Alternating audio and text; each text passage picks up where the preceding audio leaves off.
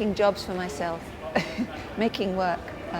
I started life as a musician. At the age of 4, I was playing the piano, and the drawing thing just happened in the last, not very recent, quite recently. So I make it work. Since 4, the age of 4, I was playing piano. And then I became a professional musician. So I've been a working musician all of my life so far. Which group do you play? Many different groups. I work a lot in Western American music, in Middle Eastern music, in Eastern European music, a lot of world music. Not very academic, musical, very musical. Played the piano, and I knew I wanted to be a musician from when I was very small. Yeah, my parents told me I went next door at the age of 4 and was playing their piano. And the neighbours said, you really should give her piano lessons. I love to draw. The drawing came by accident. I was travelling on tour, concert tours, very long, sitting on a bus, on a tour bus, nothing to do, and started to draw, doodle. And it became a second career. So I'm very grateful to be able to do this, and now to bring the two together, because music is an important part of this book as well. It's in March it will be released as a DVD. Oh, I see. And the motion comic means you are watching the book unfold on screen. So it's a semi-animated version of the graphic memoir. It's like reading a book on screen. So it's not quite animation, but the panels fade into one another. So it's as if you're reading the book, but it's on a screen. But it's accompanied, essentially, it's without words. So it's accompanied by music. I was drawing the book, and when I drew the book, I thought I'd like to make it something that involved my musical life as well. And I had just begun to learn the music from my heritage, which is the Middle East, specifically Iraq. And I thought to bring the music in, it was very important to people in those days, and still is, music from the religious side of their life and also the secular side of their life. My family come from Iraq. We are of the Jewish faith. We were there 2,600 years, and our community was very strong.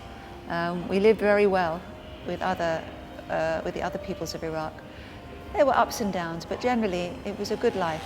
They were very much involved in the formation of the new country, the birth of the new Iraq, and involved in the cultural aspects as well, and business. And then in the Second World War, well, pre-1930s, when the Nazis rose to power, the infection of Nazism spread to the Middle East, and specifically Iraq.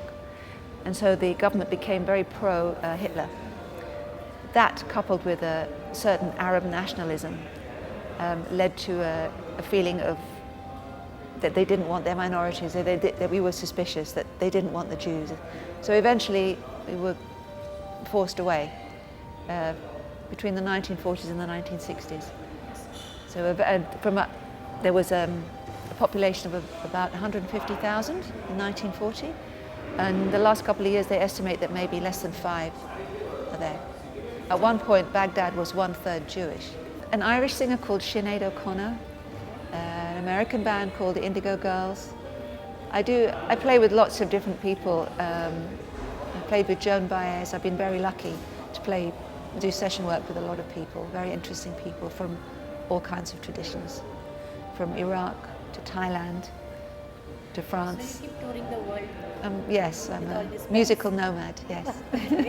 If you look at the representation of women cartoonists, particularly in my country, it's very low, percentage-wise.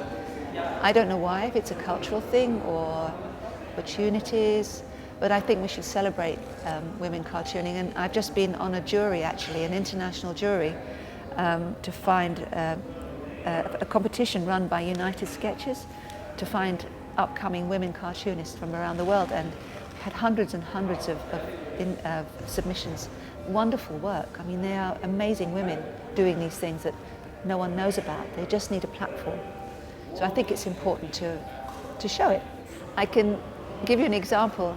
My cartooning name is the Surreal McCoy. That's my cartoon name.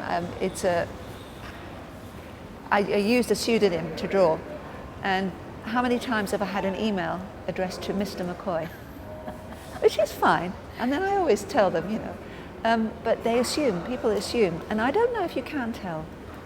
I've seen some wonderful feminist cartoons drawn by men. With this, Same with musicians. You close your ears, you don't know who's playing. Perhaps they're more interested and involved in feminism. But as I said, I've seen some wonderful cartoons drawn by men about feminist issues. So it's not just women who can do that. This is my first foray into anything personal. I've never done anything like this before. So I think I'd like to continue. There's a rhythm. If you're reading cartoon panels, often there's a rhythm to the page, like the amount of panels or the way things move from one to the other. And your eye kind of follows that rhythm. And same with the music. The music can bring a lot to an image. It can make it perhaps more powerful if you pick the right piece of music to go with the image. I followed in this book images, say about the happy times, with pieces of music that relate exactly that, to give a feeling of joy, that when she finds herself back in her family, in the happy times when her family lived there, and then when it becomes very difficult for them, and there are very many hangings and killings and shootings and bombings, we used more dramatic music, or perhaps one of the songs, one of the prayers we use on our holy day, asking God for help. We use that in the passages where she's seeing her family being destroyed. I've just returned from a trip to Burma, to Myanmar. Some of my family went there over 100 years ago and set up a life there. And my father lived there for 15 years and loved it. And I've always wanted to go back, and I did go back and followed their experience. So maybe I'll do something about the Jews of Burma. With this book, in the last year, I have found that it's brought together different communities from Iraq, different religious, social communities, to talk to each other, which has been extraordinary. I didn't expect that at all. But there's something that we have in common, so much. There is more in common than divides us. People are looking at this and saying, this was my experience also. I remember this, I recognize this. And especially with the music, because the music is very powerful, it brings us together. So I have been invited to visit Iraq, although I've never been. The Iraqi embassy came to one of the performances of the motion comic, where we perform as a live ensemble with the drawings on the screen. And they were very happy, and they said, we want to invite you to come whenever you want. So maybe I can go back.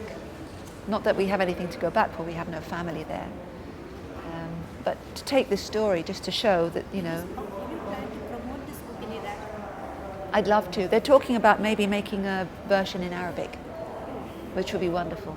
I'm very excited because I'd heard from my publishers who came last year and some other authors how much they enjoyed it and how thought-provoking it was and how many interesting people they met. So I was delighted and honoured to be asked. So thank you very much for bringing me over.